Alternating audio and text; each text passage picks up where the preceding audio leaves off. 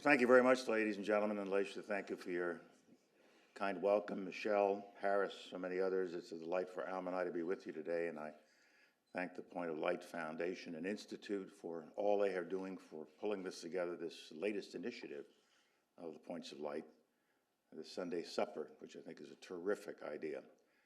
I was at the 1988 GOP convention in New Orleans, sitting with President Reagan as President Bush accepted his nomination to be president, and when he uttered those famous lines about 1,000 points of life that gave rise to this organization and this fabulous movement. So I thank you once again, Michelle, and I thank the National Center for Community Services for what they are all doing. Listening to this and watching these two moving videos we've just seen from Target, and Target has been a great partner. I reflected back some 60-odd years to when I was in a situation like that. I don't remember that. I don't remember jumping up and down. I don't remember any of that. I'm not sure I really wanted to go to college. It wasn't a choice in my family.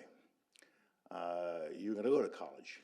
You're going to finish high school, you go to college. All your cousins did, and so are you, and that's all there is to it.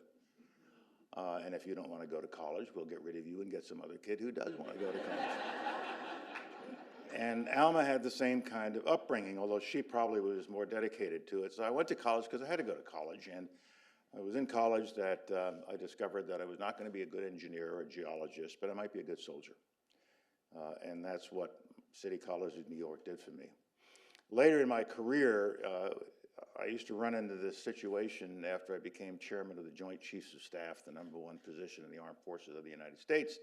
I'd visit other countries and run into generals and admirals from other armies and navies who were meeting me for the first time, and they would say, well, General Powell, what year did you graduate from West Point?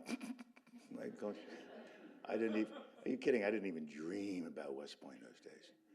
Well, I'm sorry, well, you must have gone to one of the great military schools. Was it VMI, or was it the Citadel, or Texas A&M? I said, no. In February 1954, when I started to enter college, black kids could not go to those colleges.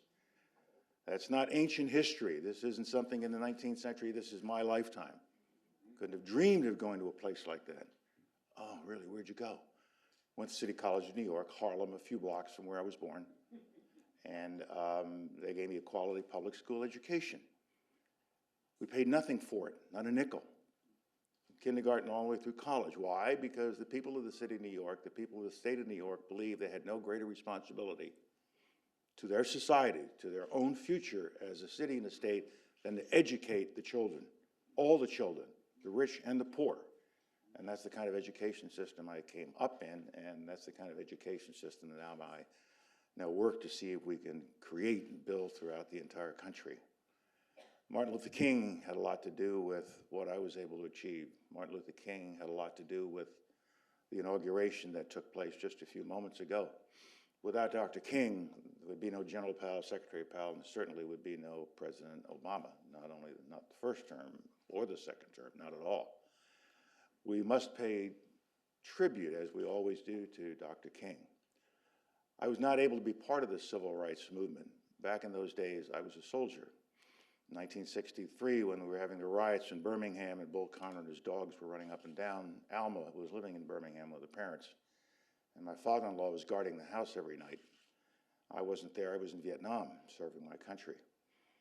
And Kennedy was killed as I was coming home from Vietnam, President Kennedy. And then I lived through '68 on my way back to Vietnam, watching Martin Luther King get killed on April 4th. And then Bobby Kennedy. And I wondered about my country, where are we heading? Is there going to be justice in this country? And it was Dr. King who led that second Civil War, the Civil War of values, the Civil War of the mind that we needed 100 years after the first Civil War. Yesterday, I was speaking to 400 students who were here for the inauguration. These are bright kids. They're all on the honor roll. They all come from homes that can afford sending their kids here for 5 days in Washington, D.C. And so these are kids who are going to be successful. They're already successful. They're achievers. 75 of them were from other countries all around the world, Nigeria, China, you name it. They were all there, and we were talking about the experience they were going to have and what democracy and inauguration meant to us Americans. And after my little talk, they were going to go visit the monuments and the memorials right here in this part of town, within 200 or 300 yards of where we're sitting. And I tried to tell them that when you look at these statues and these blocks of stone and pieces of granite put together in a V, you don't just see a memorial or a structure. Think about what they represent. First one you're going to go to is the Jefferson Memorial, which is my favorite. Not so much because of the statue of TJ, as I call him, but because of the words that are inscribed. I promise, and I'm paraphrasing, eternal vigilance against all forms of tyranny over the minds of men. We're all creatures of a God, a creator. They use the word creator so it would spread to everybody. And we're endowed with rights given to us not by a government, but by a creator. Remember that. And remember what he also said. The clothes of the boy cannot be expected to fit the man. So we have to evolve, we have to change. The vision we had in the Declaration of Independence and Constitution didn't exist then. We will get there, always making it a more perfect union. And over the years, we've made it a more perfect union. It hasn't come easy. We had to struggle. The Lincoln Memorial gives you evidence of that terrible struggle. It killed so many Americans in order to preserve the Union and to free the slaves. But the job wasn't done then.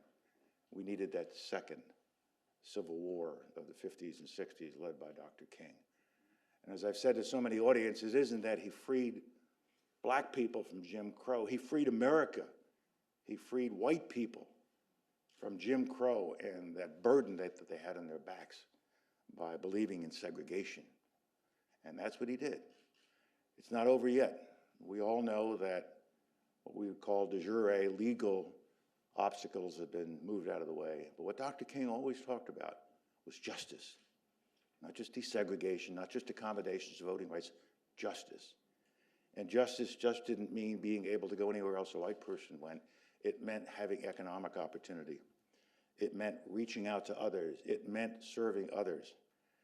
And I said to the youngsters yesterday, you are privileged, and as you now go through life and you visit these monuments, remember what these men stood for. And you'll also see monuments such as the Vietnam Wall, the most visited one, or the World War II monument of people who were willing to serve and die for their country.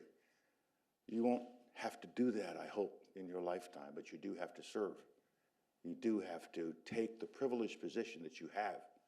And you must always be looking for ways to reach down, back, and across, to touch someone in need, to be kind to someone, to share your time, talent, and treasure with someone. If you don't do that, you're not living up. You're not living up to the vision that our founding fathers had, and you certainly aren't living up to the vision that Dr. Martin Luther King had. We've all benefited from those who have gone before. The soldiers who have died, the politicians who have led us, the politicians who are leading us now. One of the things this nation needs is a rebirth of civility within our political system. Let's argue. They argued. My goodness, did they ever argue? But they also knew they had to compromise in order to gain consensus to keep the country moving forward. That's what we need to get back to. And so to these young folks, as they traveled around here yesterday afternoon, I hope they kept in their mind the need for them to serve, to know that each and every one of us who have been blessed by the country we live in, by the society we live in, have an obligation to those who have not yet been blessed. It is something that Dr. King would expect from us on his birthday as we celebrate it. And as we look at a black man inaugurated for a second time as President of the United States, to realize how far the arc of morality has changed, and we have to continue changing that arc until we have the kind of justice that Dr. King demanded, and we achieve the vision that our founding fathers had in mind.